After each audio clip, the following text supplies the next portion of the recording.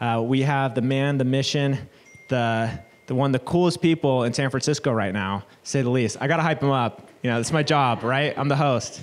He's a marketer. I am a marketer. And he is the co-founder of Webflow, Bryant. And one of the magical parts about Bryant is that he is in a very competitive space. They have tools like Unbounce, Instapage, but he did something magical. And to me, that magic is understanding that designers can code. And it sounds like a simple concept in theory, but it's actually a lot more complex than that because there wasn't really a tool that served that market before. And so I'm very excited to dive into your story. And I just want you to give a little bit of background on yourself to the audience so they know who you are. Yeah, awesome. Well, first off, super glad to be here, everyone. I think when I was, just getting started in startups, I went to a ton of meetups just like this. So I think it's like huge that we have people like Josh out here that are throwing these events that give this sort of space and create this space for people to get together and sort of share and learn from each other. So I kind of see this as like me just giving back to all the people that helped me along the way. Quick background on me. Man, I'm an engineer. I studied computer engineering at UC San Diego over 10 years ago. And I actually started out just working on embedded systems. And for people that don't know what that is, it's pretty much I was programming on these silicon chips. And slowly sort of worked up the stack to start software development on things that were more and more user-facing. So around 2008, I joined a company called Intuit. They make TurboTax, Mint, QuickBooks. And that's where I really first found a company and mentors around me that taught me what a product is and how to build a product.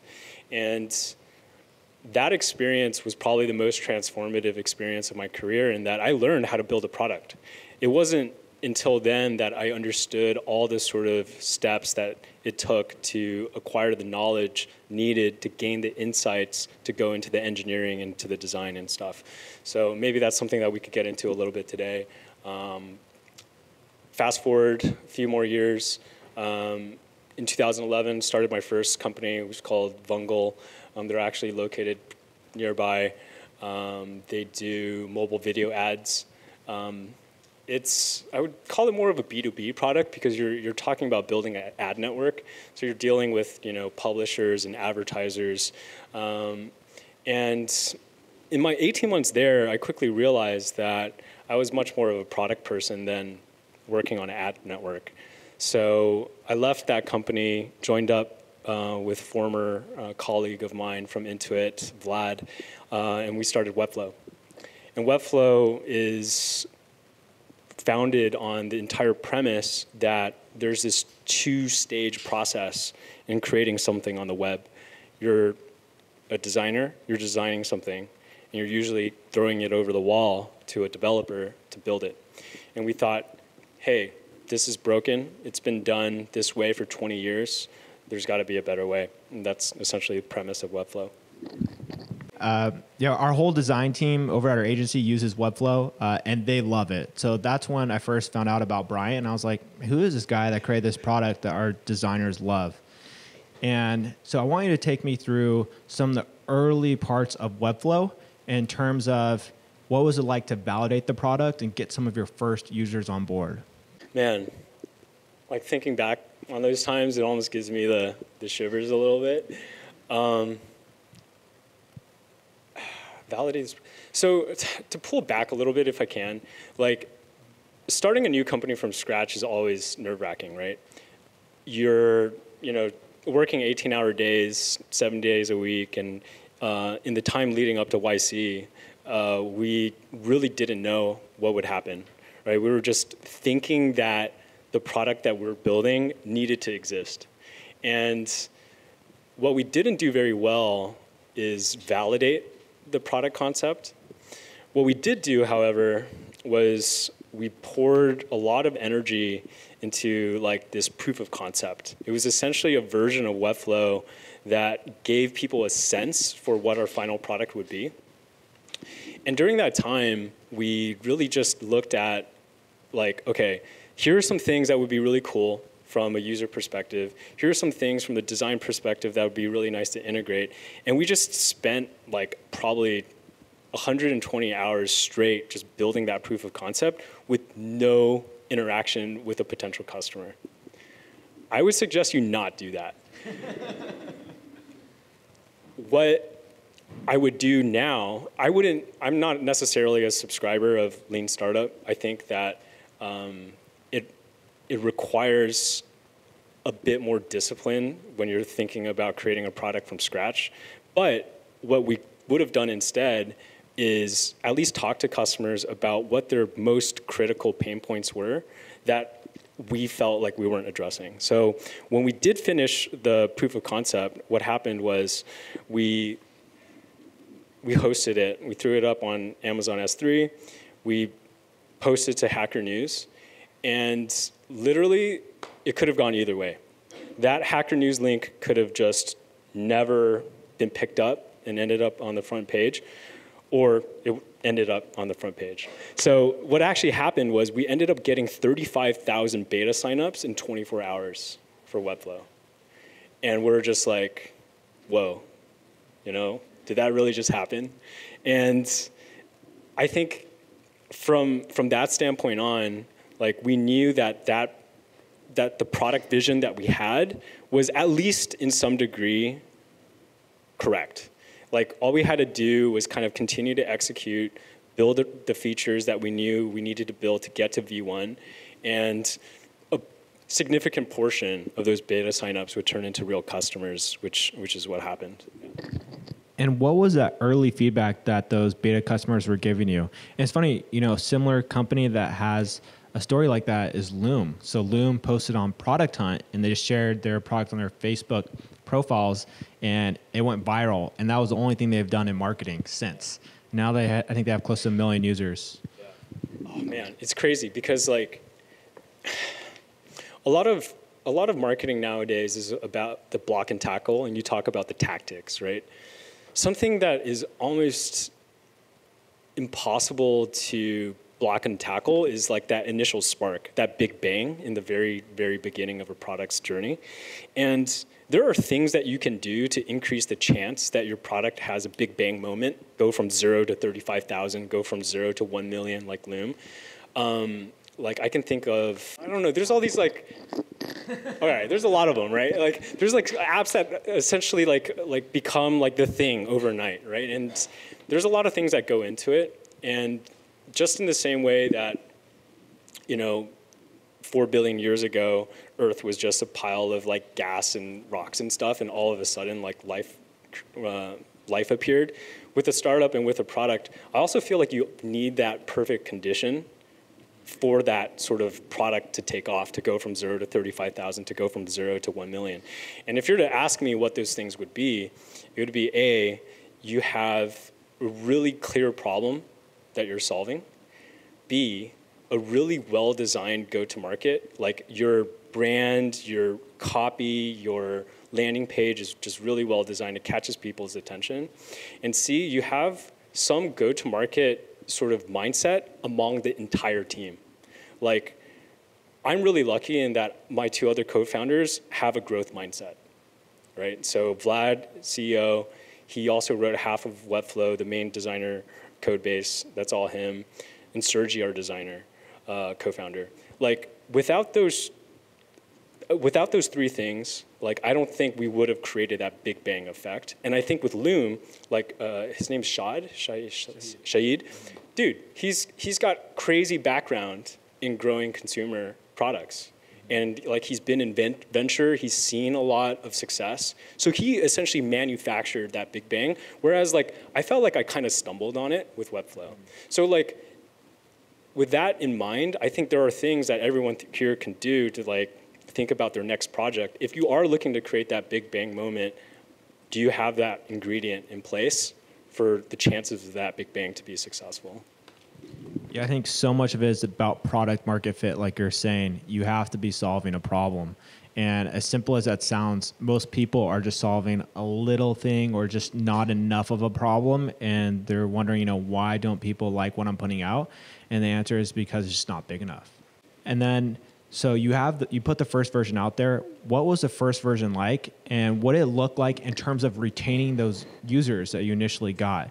Where a lot of them just dropping like flies, and in terms of setting up that retention program, being like, okay, we got to keep these guys on before they leave us, because like any big spark, there's going to be a lot of people who just jump off the boat right away. I'm not going to lie, Webflow retention sucks. Like, more than 1,000 people sign up for a product every single day, and single-digit percentage stick around. So that's going to be true for a lot of freemium products. But the big question is, from a marketing standpoint and from a retention standpoint, how do you remain relevant after the fact that they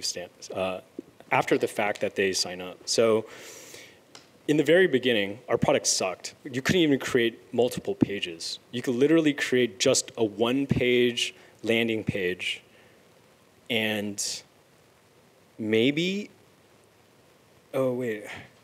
yeah, it was like literally the most basic version. Actually, it was pretty powerful, but in terms of the use cases that you could solve, very, very little. Over time, we added more and more and more, and over time, that retention number improved as more people discovered that the problems that they had could be solved by Webflow. But I think the thing here that could be useful for people to know is that even if people are not technically, quote unquote, retained in your 90-day conversion window, what you have to think about is, especially if you have a freemium product, is you have to understand that the window of conversion can happen anytime.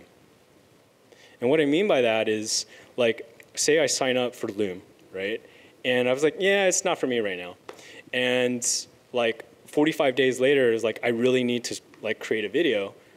If Loom had put in a marketing practice so that they could stay top of mind, I would convert.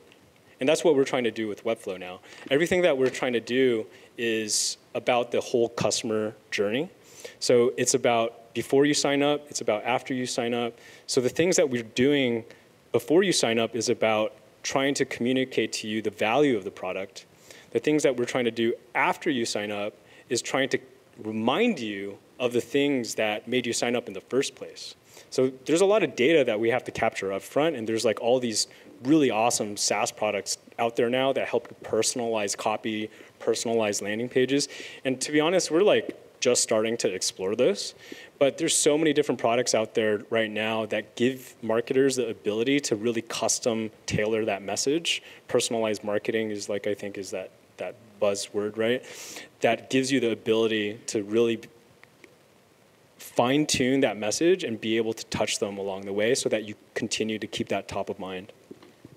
So even though from a net retention point of view, your numbers might look good, but you can't really measure top of mind awareness.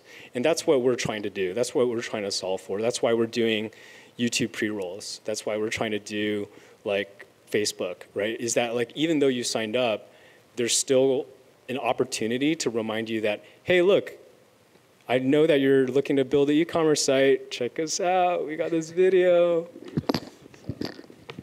And just to back up a little bit, in terms of that original big surge, what would you say attracted that in terms of the problem that they thought you were solving at that point?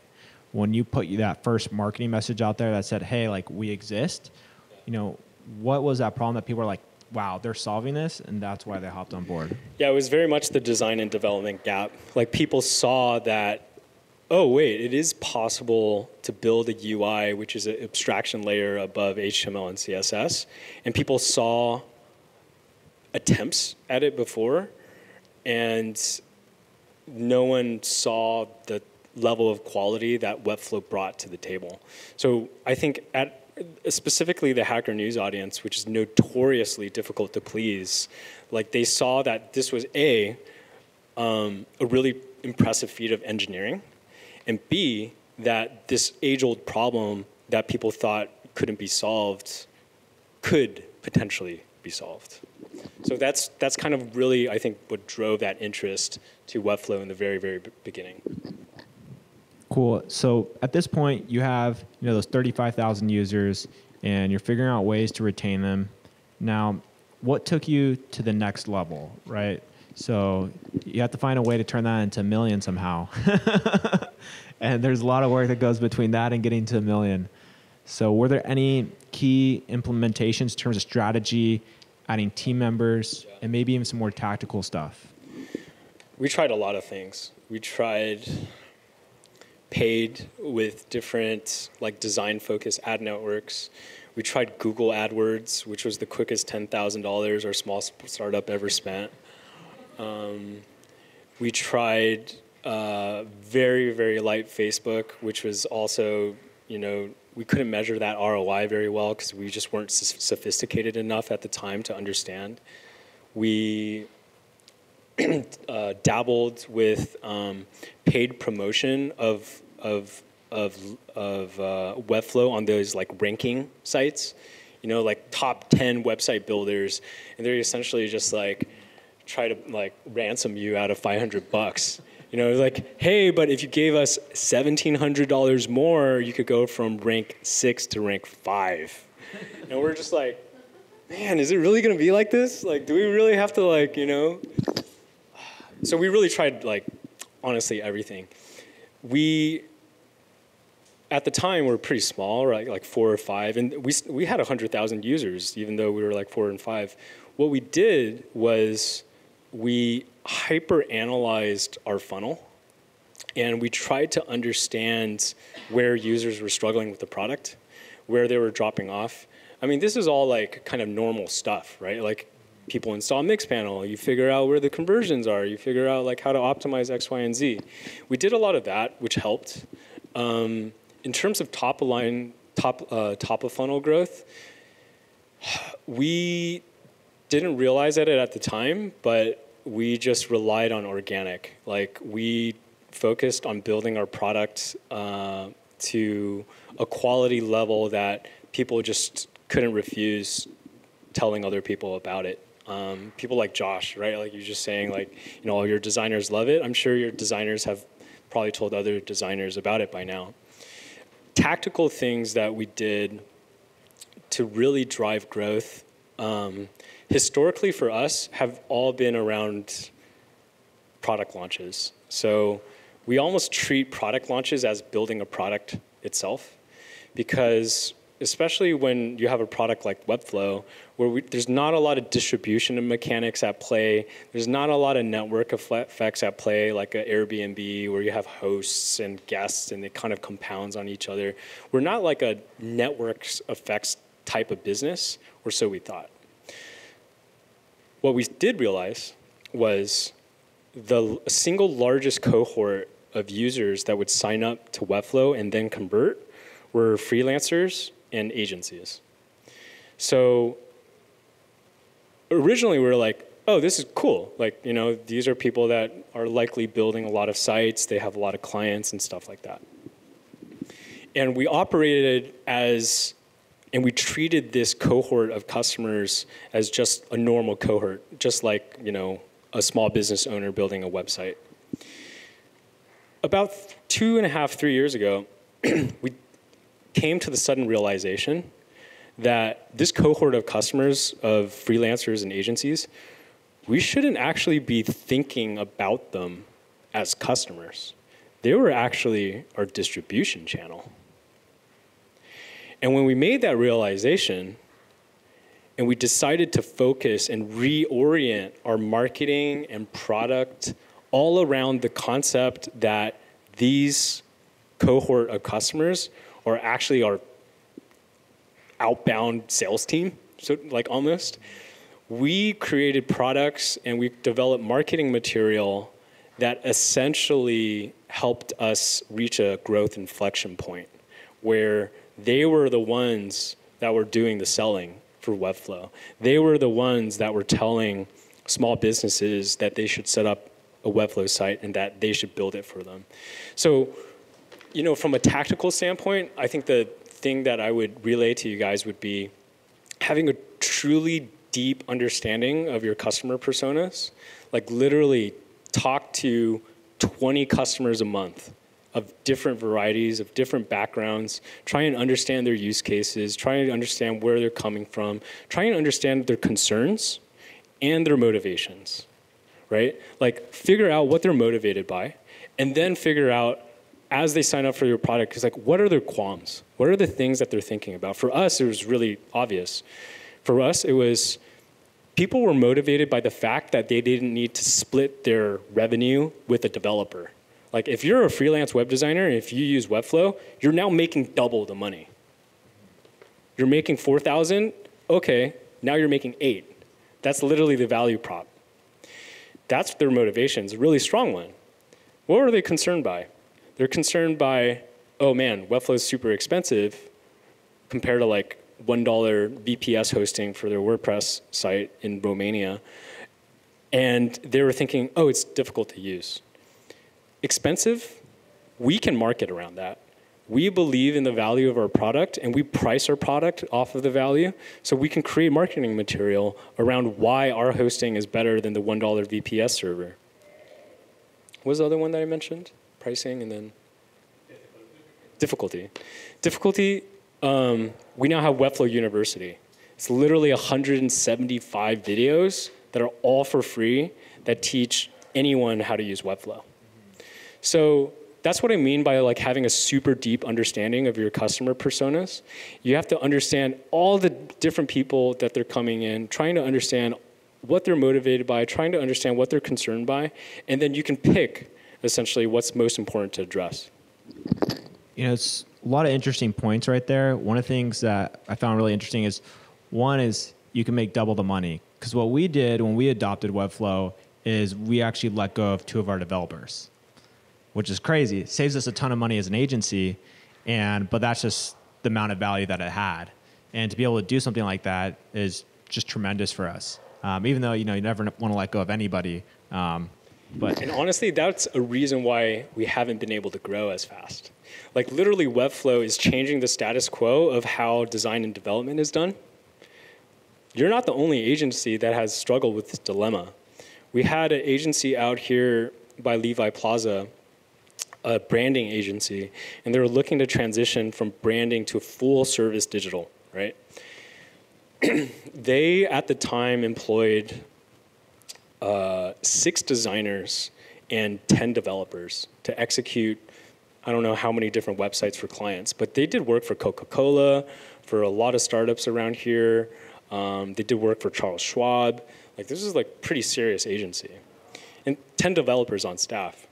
Their creative director sent me an email like a few weeks into their trial, or not trial, because we don't have a trial, a few weeks into using Webflow, and they're like, hey, Bryant, do you have any advice on how to get Webflow adopted at my company?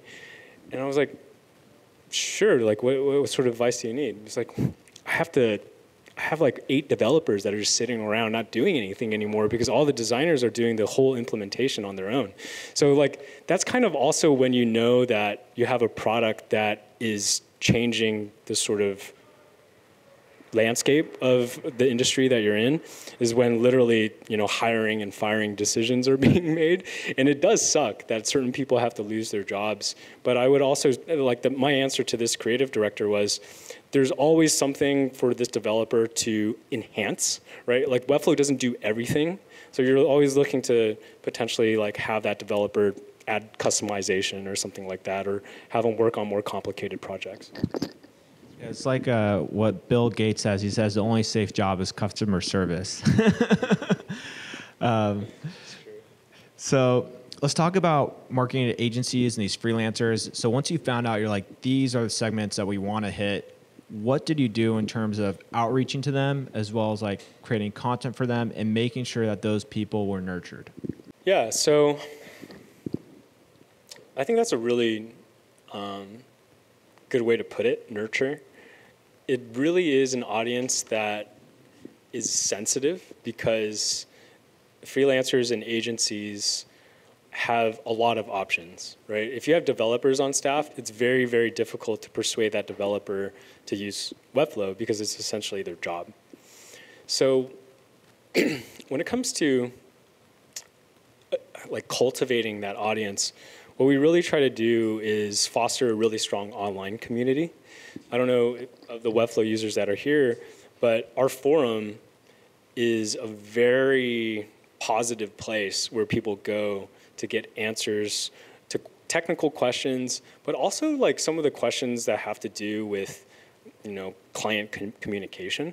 Like, oh, how do I charge more? Or how do I sell Webflow better? Or how do I sell my services better? And I think the common sort of theme is that customers are always looking for better ways to do their job. And if you create content and then a space for them to talk about that, they love it. So I'll give you one more example. So we're creating a program for educators so these are educators that work at design schools, at universities, General Assembly and stuff. And we want to create a program so that educators can easily use and adopt Webflow in the workplace. What we did was we created a Slack channel for them. We pushed them to share their curriculum with the community. And what that did was it might not have been about like Webflow, but it was about how these Webflow users could better succeed at their job. And guess what? Like the common theme was Webflow. So what we try to do is like we try to find different pockets of people, try to really understand what they're concerned and motivated by again, and figure out what types of content they would enjoy reading. So like for freelancers, we have a whole section for how to find work on our blog. We created ebooks on the modern web design process that agencies have downloaded thousands of times. So that's the sort of thing where we really want to put ourselves in their shoes and ask, hey, what content would I really need in order to succeed so that my job is easier? So I want to dive back a little bit into, how you guys have spread in sort of a viral way. Like you had talked about, you said, hey, when a designer uses us at maybe an agency or maybe a freelancer, like chances are they're going to tell somebody else. And is it the benefits of your business model just because there's not a hard ask, you're not selling an enterprise product, it's easy to start, similar to Mixmax, similar to Loom. Like when you pass it off on to somebody and say, hey, use this, there's really no risk. Would you say that's a big part of how things spread in terms of your business model? I would say it's the predominant way of our growth. And, I would also say that every startup and product grows differently. Like just because we grew through word of mouth doesn't mean like, another company doesn't needs to succeed with word of mouth. So for us, we just needed to really dive in to how users were using the product and where they're using the product. And that's how we came to the realization that freelancers and agencies are talking to small businesses, like literally 100 million small businesses just in the US trying to build websites for them. I think I heard some statistic that 16% of small businesses have some sort of online presence. Like in the e-commerce and digital age, that's got to go up, right? And a high proportion of those small businesses are going to go to a service professional to figure out how to do it for them. So I think word of mouth, organic, that sort of viral sort of aspect of it, it was something we stumbled on because we honestly just built the product that fit the freelancer and agency use case best. If you're, like an insurance startup, it's going to be completely different because your touch points with customers are entirely different than other companies that are out there. So I think like within the vertical, like you have to do the homework. You have to figure out like, okay, if you're a storage company like Dropbox, you have to figure out how other storage companies have grown, see if it's like worth emulating. Everything's worth a test, right? But I would say that every single startup grows very, very differently just because of the way the product mechanics are working. There's like underlying themes in there, like influencer marketing, affiliate marketing, paid, that are like the tactics that don't necessarily change that much. But in terms of organic growth, you're going to get a huge mixed bag.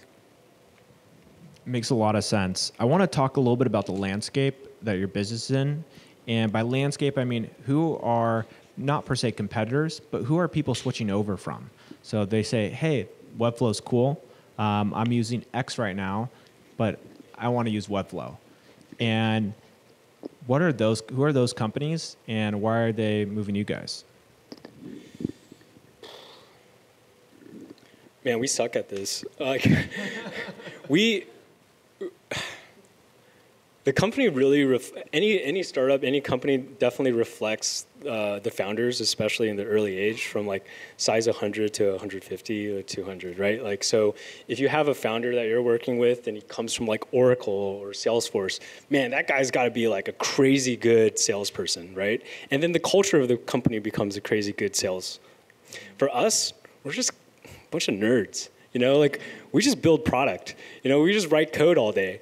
We don't think about competitors. We're just like, yeah, we're just going to build this and we think people are going to use it. Mistake.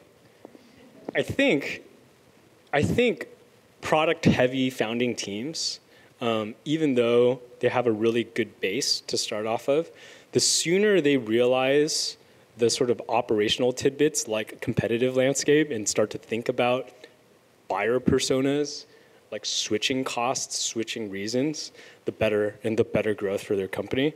So like, I work with a lot of founders through like the YC network, and they're, super technical, they're super great, but they don't think about go-to-market, right? So I think that question is like, it struck a nerve because we weren't thinking about that. We were just like, yeah, like it's just Webflow. You can build a static website.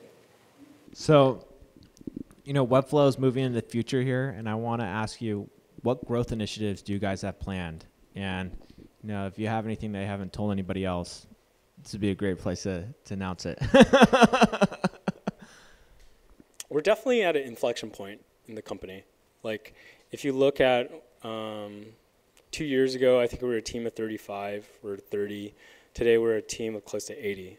And we're hiring, we're looking to double down on important like business verticals, like e-commerce, like the CMS. And when I look at growth, I look at it on the spectrum of B2C to enterprise, and Webflow is sitting right in the middle. Webflow is a product that isn't simple enough for a Wix, Weebly, mom and pop shop to just create an account and use. And Webflow is not equipped to go enterprise from a sales perspective, from a marketing perspective, from a customer success perspective. So the good and bad thing about that is Webflow has a unique position to go in any lateral direction. We can go SMB and create really powerful products for small businesses, or we can go up market, create a sales team, and easily flip a switch to get us to 100 million revenue if we wanted to. For us, growth inside the founding team and within most people in the company isn't necessarily about revenue. It's actually about affecting change. And what I mean by that is we started the company on the premise that designers can code, but visually. We started it on the premise that instead of a two-stage process of design and development, it could be one.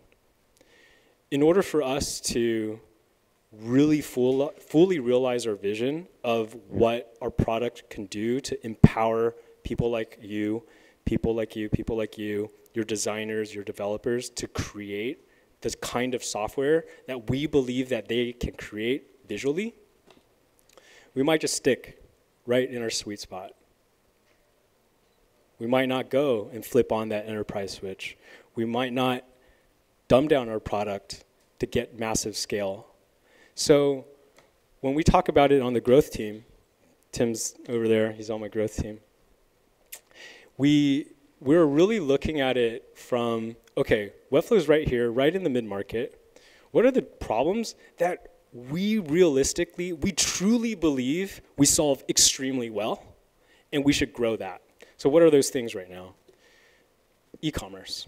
So e-commerce beta, Webflow beta is going to start tomorrow, I think. And if from our research of the market, which is something we never did before, we never researched the market, we literally see this huge gap, and we see the trends in e-commerce. Like the trend in e-commerce in general are brands are looking to survive in the age of Amazon. And in order to survive, they're focusing on creating a direct connection to customers. In order to create that direct connection to customers, they need to educate customers about their product and why it's better. They need to create content around that product to create a community. They need to connect to that community. And all of those things require a bespoke, professional, really well-designed website to not just sell their product, but to have the content, to link to their YouTube channel, to easily create Instagram ads, to pull in external contributors to the blog. And then you looking at interleaving that content with the commerce aspect so that they can easily check out that Glossier lip gloss. They could easily buy that Allbirds shoe. Because that Allbirds shoe, you're not buying it because it looks cool, because I think they're kind of ugly. You're buying it because you literally read 5 pages of how there's 16,000 different layers of wool and how they like made it. And you're like, oh wow, that's so cool. I want 16,000 layers of wool on my shoe. So that's like modern e-commerce. Here are the things that we do on our team. We like literally pick like, okay, these are the market opportunities given where we stand with the product and where we're at. We're mid-market. What are the gaps in mid-market? And then we do whatever we can to grow there. That's awesome. Thank you so much for your insights. I want to jump to the audience for questions now. If you guys have questions, this would be a time to ask them. So just feel free to raise your hand. And then if you guys ask a question, I'll just go ahead and repeat it because we are recording everything. So just to repeat the question. So that initial burst you had of giving those 35,000 users, was there an overlap because you said the niches that you guys were exceptional in were agencies and freelancers, and were those people part of that initial 35,000 and maybe even made up a good chunk of them? So the Hacker News community, I think, is what you're referring to. So Hacker News was kind of the user base that allowed us to spread on social, actually. So I would say only half of the beta signups came from Hacker News directly.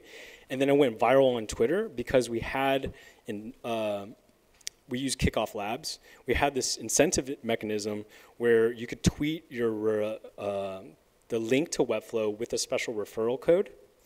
And the more referrals that you accumulated, the higher up the beta list you got. So that created an incentive mechanism where people just wanted to share it like crazy. So I think we had like 37,000 like mentions in like 12 hours or something like that. And from that social like groundswell, the freelancer and agency community picked it up because the core like developer community picked it up, and obviously there's a lot of overlap around there. But after the beta period and after that initial sign up, I mean, most of those freelancers and agencies came from, designers telling other designers at other agencies, designers, freelancers that, work for 4 or 5 agencies over the course of 12 months, bringing Webflow to them, right? So that's how like the organic really stuck or really, helped us.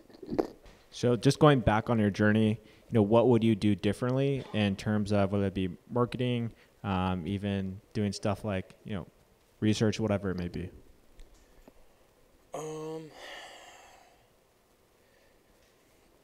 I mean, the short answer here is like, yeah, I would like, read a lot more about marketing. I would read a lot more about like, customer journeys and stuff like that, because none of us had a marketing background.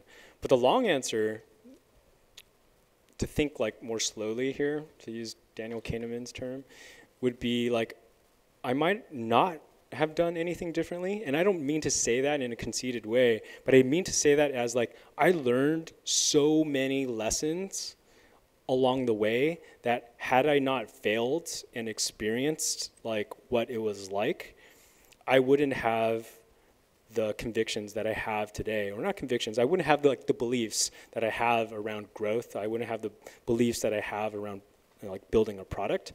More tactically speaking, I think we would have invested more in paid in the beginning to force us to be more rigorous, actually, because money's flying out the door, to force us to be more rigorous about our product marketing and our overall communications.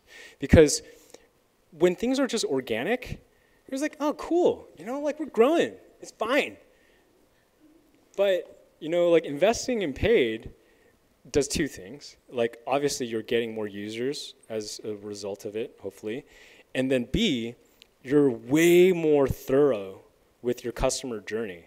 Like, you actually care about copy. You actually care about the funnel and optimizing the funnel. And those are things that, of course, you should do. But, when, 15K leaves your checking account, you're just like, man, let's make sure we get all of it back, let's make sure we are doing everything we can. And I suppose that's like a personal, I'm super scrappy, right? I want to make sure that I'm getting some ROI there. I just want to say thank you so much for coming out tonight. Bryant, founder of Webflow, and help scale Webflow to over 1 million users today. They're empowering designers who can code, and just remarkable the work that they're doing. Thanks, Josh.